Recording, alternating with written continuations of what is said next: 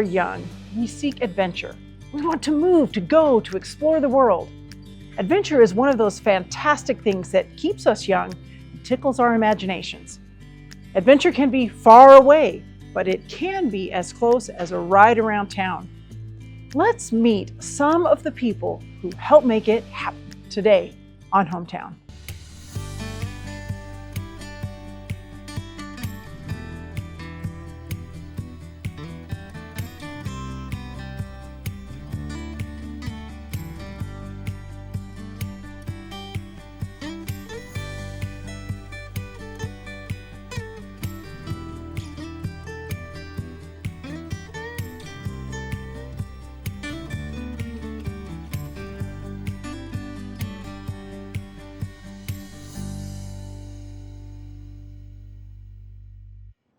Sometimes we look at travel as a chore. It can be a ride to work or a bus ride to school, and sometimes even the long plane ride to an exotic location. It's just the thing we have to do before we get to do the thing we want to do. But as author William Feather wrote, one way to get the most out of life is to look upon it as an adventure. Maybe travel itself is part of the adventure. The hustle and bustle of the airport, the people we meet at the bus stop, the guy in the car next to you who smiles when he catches you singing alone at the top of your lungs. Today we meet some of the people who make adventure happen, the people who open the portals to somewhere else and allow us to enjoy the ride as well as the destination. Let's see what keeps the wheels on the bus going round and round and the wings on the plane getting off the ground. Essential ingredients in our remarkable story. Angie Peters, welcome to Hometown. Thank you. I'm happy to be here. It's great to learn more about Valley Transit. And when I think of Valley Transit and the bus, I think of the song, "The wheels on the bus go round and round." And that's what you guys do here, right? All day, every day.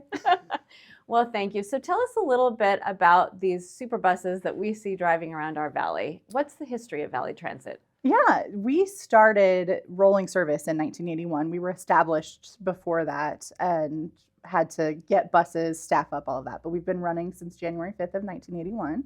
And the service has grown over time. So now we have 9 fixed routes and we run dial-a-ride services. We have job access that bookends that in the early morning and the late evening. And we have evening and Saturday service, which is running a more flexible type of service for people. And your job here at Valley Transit is? I'm the general manager here. I have been since the summer of 2019. And about how many employees? So we've got about 60 employees, 33 of which are drivers. And buses, what's the fleet number? Yeah, so for our dial-a-ride fleet, we have 10 vehicles. They're compressed natural gas or CNG. And then for fixed route, we currently have quite a few because we're transitioning between propulsion systems. We're moving from diesel to electric. So we have 18 right now. You remember I said we only run 9 routes. And so the majority of them are diesel at this time. We have 4 electrics in service. We will be adding 5 more this year. And then we still have 2 CNGs in service on fixed route, but they are being retired this year. When you say fixed route, what does that mean? So that's what you typically think of when you think public transit, the bus that has a set route pattern that it follows. And for our community, that means at your particular bus stop, once every 30 minutes, that bus is going to be coming by. That's the fixed nature of it. And what's different about our evening and weekend service, we do what's called deviated fixed route. And so you have that route pattern that it follows, but then a customer can either to the driver or by calling in and talking to our dispatcher request to deviate about a half mile off of that area to go and be dropped off a little closer to home because we run less service in the evening and on the weekend. So that helps people still be able to get where they need to go. Oh, fantastic. So the volume of people, the numbers, how many people per year ride our bus system in Walla Walla? Yeah, so that has flexed a little bit due to COVID, obviously. Pre-COVID, we were doing about 650 to 750,000. That's a lot, Angie. Especially for this community, it really Yeah. is. This last year, we finished out at about 500,000, which is really decent recovery from COVID. And given the trend that we've been seeing both here and nationally with transit ridership, that's about where we think we would have been even without a pandemic happening. Just with life-changing, people working from home, things like that. Yeah, and like total vehicle ownership. It's many people here own vehicles, right? With the community we are in, it just works for them. Although an interesting fact would be that for our people who ride frequently, about 75% of our riders identify as having no access to a vehicle. 75%. Yeah. So Valley Transit's an important part of transportation Yes. in our town. Well, thank you for the history of that, and you're going to take us a little bit behind the scenes so we can see about what happens in the bus barn. Absolutely.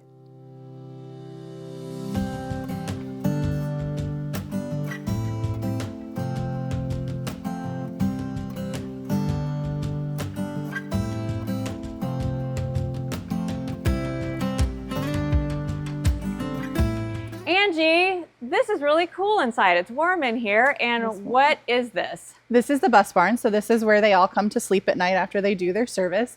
And this is specifically the fixed route bus barn. So it'll hold 12 buses. And we're in the process of securing a grant to build a second bus barn. That's awesome. So they come in here to sleep, and on the other side is maintenance, and there's a lift up there for changing the tires and the oil and all of that. All of that fun and stuff. all of the parts and your great service personnel who work here. Yeah. So tires. Mm-hmm. Talk with us about the tires on the bus for safety. Yeah, so our front tires we replace about every 50 to 60,000 miles. And then the rear tires are replaced about twice as often as that because there's a heavier load in the back of the bus. That's where the engine to the bus is. And then for the 50 to 60,000, we're talking about essentially replacing once a year and then replacing twice a year for the back tires. And about how many miles do these buses go in the year? So the full fleet is about 390,000 for the entire year, and that's for all of our different service modes. All right, well, I'm excited because now we're going to go ride a bus. Great.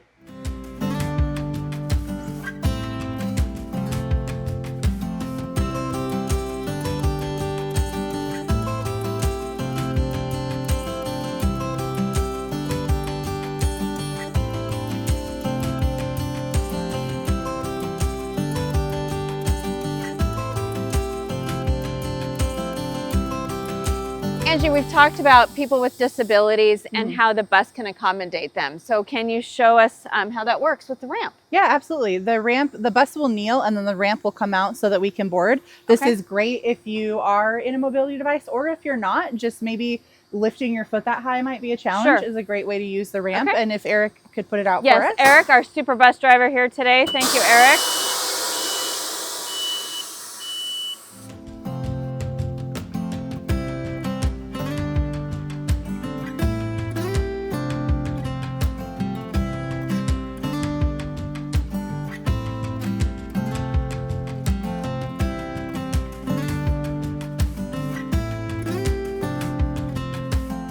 And thank you, Mr. Bus Driver. Angie, you mentioned about having secure places for someone who might be in a wheelchair or a mobile device. Yes. So we have 2 securement locations, and they will seat the average person, and then you can fold up, and these are then used to secure the device so that it's safe while driving.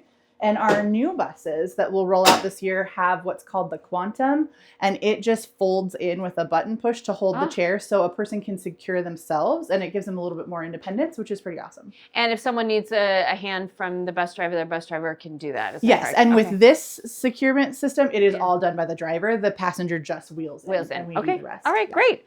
All right, so the wheels on the bus go round and round. Eric, are we ready, Angie? Let's do it. All right.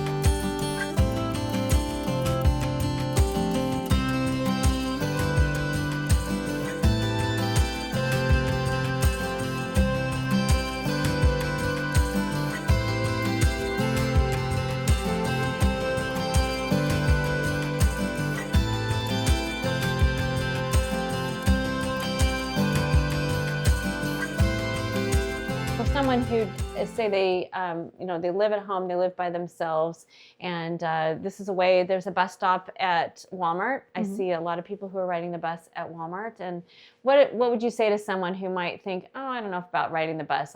That's kind of new to me. What would you suggest to them? Well, particularly while we're in this zero fare pilot, I would recommend they just go out and give it a try just to see if they're comfortable on the bus. I find that it's very inviting when you're on there, but if you've never ridden and maybe you've only heard stories about the big cities or something, you might find it intimidating, and you can get on and see that it's really not. Get to know our drivers who are super helpful, particularly if you're not sure how to navigate. So something about transit that's a little different than our average life is the concept of reverse trip planning, where you're like, okay, I need to be at the community college by 2:15. Let me backwards plan my route to make that happen. That's something that we can help you learn. We do travel trainings for people who like them. We also have a video that teaches you like the concept of reverse trip planning that's just on our website. And then drivers are really good at talking through that as well. Yeah, and talked about, so just like what you said about the reverse plannings, what do you say to the person who thinks, oh, the bus is going to be late, I have to be home at this time, or I have to be to my appointment? Do the buses run on time? They do. So our on-time performance average for 2024 was 93%. So I can't say that they're 100% on time, but also construction happens. That's a big part of it. So they're very reliable. You also can call us. So if for some reason a bus has run very late, or this should never happen, but departed early, you can call and we can actually send a road supervisor out to pick you up if it's going to be another 30 minutes before you see a bus. Okay, so that kind of eases some anxiety of getting there. Well, just in the time that we here at Hometown have been with you folks at Valley Transit, I can very much see that you folks are a community, and with your employees, with your bus drivers, your service technicians, and all of that. Do you want to speak to that? Yeah. So we have 60 employees and we're all with each other basically 40 hours a week, sometimes more for crazy weeks. I think you do see like a tight-knit community within the drivers because they are with each other out in the field. And then maintenance and admin are here at the base together, but the whole group works together as a unit. It's just you'll see stronger relationships build in different areas. And then once a year, we actually do get together and do an all-staff event where we're doing training and also just that time for people to get to be with their coworkers rather than 100% of the time I'm focused on what's happening on the road in front of me.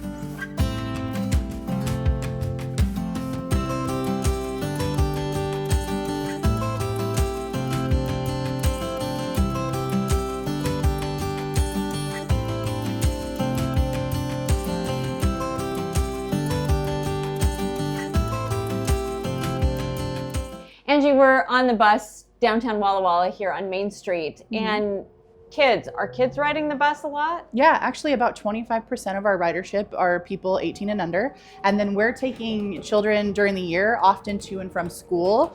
And then during the summer, we're taking them to the park or the pool. We see a lot of kids get on board and they are in their groups and having fun and just seem to really enjoy being on the bus. Well, I remember being a kid and riding the bus and being able to go with our friends, and it was a big deal. It's very independent. It's very independent, and at the time it was 10 cents, and here now it's free in Walla Walla. So yeah, I think that's great, especially to be able to have some independence as a kid. And so what pools does it stop at? So we don't go directly to the Memorial Pool, but the route is very close to it. Then you just have a very short walk to get there. Right. And then speaking to your independence statement, it's also a little bit of independence for the parents too, because if the kid can just like grab a bus ride home after basketball practice, that's one less trip the parent has to make. So I feel like it goes both ways. Yeah, absolutely.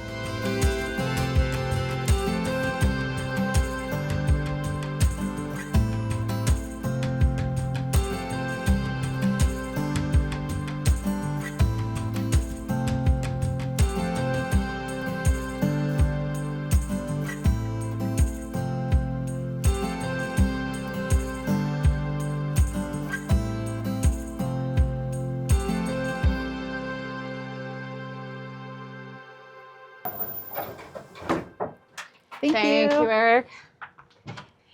Angie, thank you for including Hometown on Ticket to Ride here and for the ride and all that you do here in our community. Thank you. It's been great to have you guys here. I am here today with airport manager of the airport, Jennifer Skoglund. And I am so happy to have you here today. Good to be here. Thank you, Elaine. For almost 3 years, I traveled once a month out of that airport. And Thank I you. am excited about the new things that have happened there. Tell us about your Good. remodel. Good. Well, so this last year we finished the remodel on the main floor. And so if you haven't flown yet, definitely come and check it out. We have extended into what had been the public lobby and have expanded the TSA checkpoint. So you have more room to divest of your belongings and bags, and then some additional TSA equipment. And then also enlarged what we call internally the fishbowl, kind of that secure gate area. So a much more comfortable, enlarged space for the traveling public. It's really exciting. Yes, it is. And you added another flight? Well, so we got the second flight back Yes. in September of 2023 because the Port of Walla Walla entered into what's called a minimum revenue guarantee with Alaska Airlines. Oh, okay. How's that And work? so that was because right after COVID and with the challenges of pilots, aircraft availability, Alaska Airlines reduced our schedule, Yakima Airport schedule, and Wenatchee Airport schedule to a 1 round trip per day. And so a lot of challenges. And so to help the airlines bring back the second flight, these 3 communities entered into that MRG agreement. So it was an agreement that we would pay them up to, but no more than $500,000 per year. And it was a 1-year agreement to institute the second flight back into Walla Walla. So it was the early morning out and the late PM back in at midnight. It really helps with connections. It does, because when we were at that 1 flight schedule, it was only that midday turn. Yeah. And that was a real challenge. Yeah. So thankfully, yes, that's what we got. We had many community partners who also gave money towards this effort. Fantastic. And I want to say the final number, we did not use the final $500,000. It came to about $305,000. Fantastic. And we got the 2 flights for a full year. They have kept the second flight in now, which is fantastic, with no MRG agreement. That's fantastic. So that is good news for our So community. That means that we all pulled together We to did. recover from a really tough time. We did. We did, Alaska did, Yeah. you guys did, Yeah. and it benefits all of us. Yep, our community really pulled together. I always, and I thank the community so much for supporting it. And I always say, but we always can do better. Yeah. We always need to grow our load factors even more so to continue to be successful. And which also gets us to the point where we could entertain even additional flights in the market. So, we're at a good spot right now, but we can always do better in terms of more passengers. So we want to encourage people to fly out of Walla Walla if they can. Absolutely. If we can fly local and keep our monies local, it benefits everybody. It really does. And I know sometimes it doesn't work. We have a partner, a competing airport, not too far away that has lots of choices. So we get it. But, if you are traveling, if you can always, just look up ALW, which is the airport code for Walla Walla first, and see, what type of flight schedules you might get to where your destination is and the price, and fly Walla Walla when you can, because it does benefit the community and hopefully future growth. Yeah, and I have to say that I have been impressed with the pilots that fly in and out of here. They are amazing, and they are, sometimes regional airports get kind of a, loosey-goosey attitude. Not here. You have a good place. We have a good place. Obviously, in the aviation world, safety is number one. Yep. Not only for my team who manages the airport and maintains the infrastructure, but the pilots. And so safety is always number one in all of our minds. We also have a control tower, which helps with that. Absolutely. Not all airports of our size have control towers. And so they're able to, talk to all the aircraft and keep the proper separation. And so that's a huge benefit for our community. That's but yes, we amazing. have good pilots. And fingers crossed, knocking on wood, Yeah, I don't want to jinx no it. incidences. Yes, exactly. So tell me a little bit about you. How did you get involved in aviation, and how did you become an airport manager? Happenstance. Yeah. Happenstance. So went to WSU Uh-huh. up in Pullman, go Cougs, Yeah. and Yay. got my degree in business administration with an emphasis in management. Graduated. I came back to Walla Walla. So you're from here. I am born and raised in Walla Walla, so Same. I love Walla Walla. I Me have a too. vested interest in making this a great community. Yeah. So came back to Walla Walla after graduation. I worked at Walla Walla High School for a year. Wow. Yeah, and I loved it. So I worked in the office there. And so that was during the time when I was applying for other jobs and where do I want to go? And worked at the high school, loved it. So I actually started applying to Walla Walla University for the education program. Yeah. Because if I was not an airport manager, I decided I would love to teach business classes in the high school. Yep. So that was after high school, or excuse me, after college, what I wanted to do. That didn't go as planned. Some things, life happened. And so then I got a job with the Port of Walla Walla. Larry Adams was the airport manager at that time. Wonderful man. More stories in and of itself with Larry that we don't have time for today, but he was a wonderful mentor to me. Yeah. I knew nothing about aviation, but I could learn. I had a passion for it. I picked it up. I had a wonderful mentor in Larry. And so over the years, I was given the opportunity to grow with the Port of Walla Walla in different positions, continuing my learning, and then became airport manager here about 13 years ago. Amazing. And I just celebrated last August of 2024, my 25th anniversary with the Port of Walla Walla. Congratulations. Yeah. That's fantastic. Thank you for what you do, Yeah, Jennifer. thank you. And thanks for stopping by and seeing us today. Yeah, thanks for having And me. I think we're going to have you again so we can hear more stories. Good. All I right. love it. All right. Thank you. Thanks.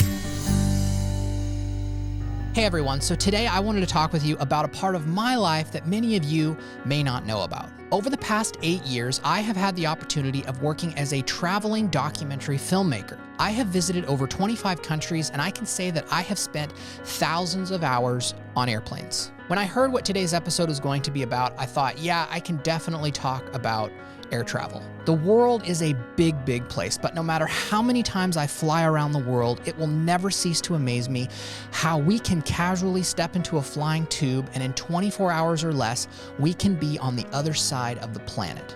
Now, when most people think about air travel, I can only assume that they're thinking about big airlines, but my wife and I have had the privilege of documenting some of the most incredible work being done around the world through the use of airplanes. As an example, we spent a week in the high mountains of Papua, Indonesia with tribal people who would have basically zero access to the outside world if it wasn't for airplanes. A large majority of people living in these high mountains have never seen cars or even motorcycles, yet the airplanes landing on these short, treacherous airstrips are a normal occurrence for them.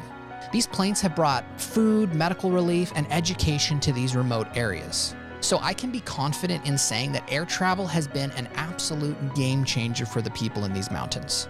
Another organization we worked with in the Philippines uses planes and choppers to provide a whole number of services to people living in remote areas. Thousands of people's lives have been saved over the years because of the medical transport work that has been done through these people. So yeah, my point is that air travel is an incredibly important thing for people around the world outside of our vacations to Hawaii.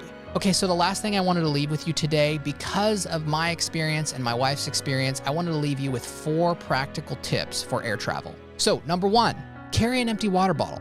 If you are someone who loves to stay well hydrated, it can be a hard task on a plane. Constantly asking for water or getting up to try to find it yourself is just not practical. Right, so you can't go through a security line with water, but once you get through security, you can find water stations to fill up any water bottle that you have.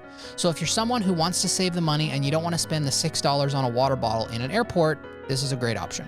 Number 2, unload your pockets into your carry-on. I can't tell you how many times we've had to witness some poor person frantically ripping everything out of their pockets while everyone in the security line waits. When we reach a security line, everything in our pockets goes into our carry-ons right away. Now, depending on the security check, most of the time they want your phone out in the open because of the battery in the phone. But everything else in your pockets, yeah, those can come out and those can go into your carry-on, and it's gonna help you with all the extra stress when you get to the security belt, and you're not gonna be that person that everyone else is waiting for. I know this seems like such a simple thing, but I'm telling you, this will literally change your travel experience. Number 3, don't be afraid to lay down. We basically live out of airports for literally days at a time, and we have reached the point where we really don't care what people think. We've slept on top of benches, under benches, behind planters. When we reach a country, we always hit the ground running hard. And if we don't get some type of sleep while we are traveling, it's gonna make our lives a whole lot harder later on.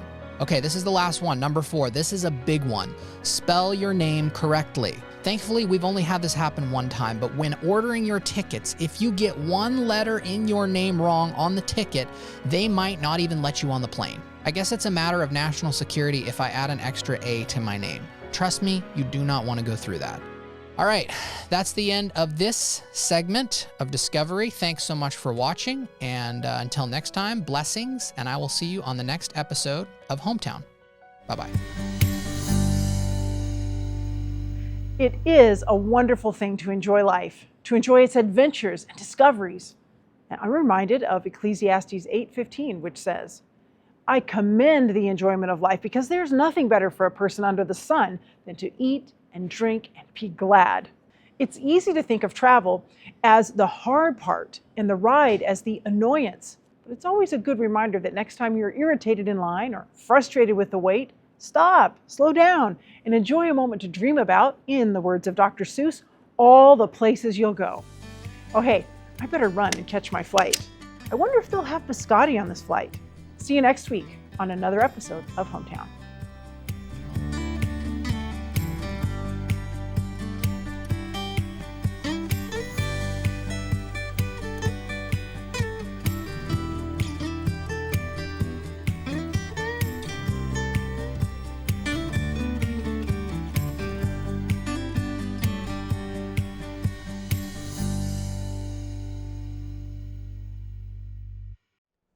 Do you love uplifting stories of people in our community as much as we do? When you give a gift, you make local, uplifting, community-focused programming like Hometown possible. To find out how, just use the QR code or visit our website at the link in our bio. And don't forget to like and subscribe to hear more great stories about our valley.